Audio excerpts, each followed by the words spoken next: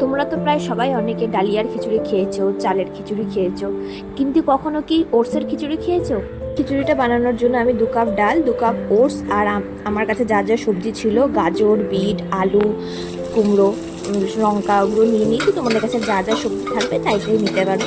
দেখো, একটু তেলের মধ্যে আমি একটু ফোড়ন দিয়ে নিলাম, তোমরাও দিয়ে দেবে। তারপরে যা যা সবজিগুলো ছিল ওই সবজিগুলো দিয়ে দেবে। একদমই বন্ধুরা সহজ আর খুব হেলদি, এটা ব্রেকফাস্টের জন্য খুবই ভালো, অল্প সময়ে হয়ে যায়। তারপর সবজিগুলো দিয়ে একটু নাড়াচাড়া করে একটু ঢেকে দেবে।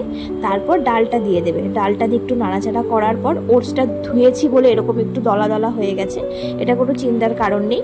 তো ওটসটা দিয়ে একটু নাড়াচাড়া করে যা যা ঘরে মশলা থাকে, জিরে গুঁড়ো, ধনে গুঁড়ো, অল্প লঙ্কার গুঁড়ো, হলুদ গুঁড়ো, তারপর তোমরা সামান্য মতো নিজের পরিমাণ মতো যেটুকু লবণ খাও ওইটুকু লবণ দিয়ে দেবে।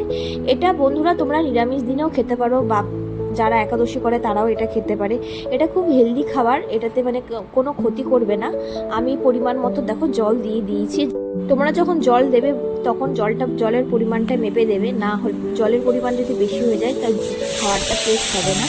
আমি 2 কাপ মতো প্রায় জল দিয়েছি। দেখো বন্ধুরা, 2-3টে সিটি পড়ার পরে একটু ভ্যাপারে রেখে তারপর আমি নামিয়ে নিয়েছি। দেখতে কতটা সুন্দর হয়েছে, আর খেতেও সত্যি কথা বলতে খুবই টেস্ট হয়েছিল। মনেই হচ্ছিল না এটা ওটসের খিচুড়ি।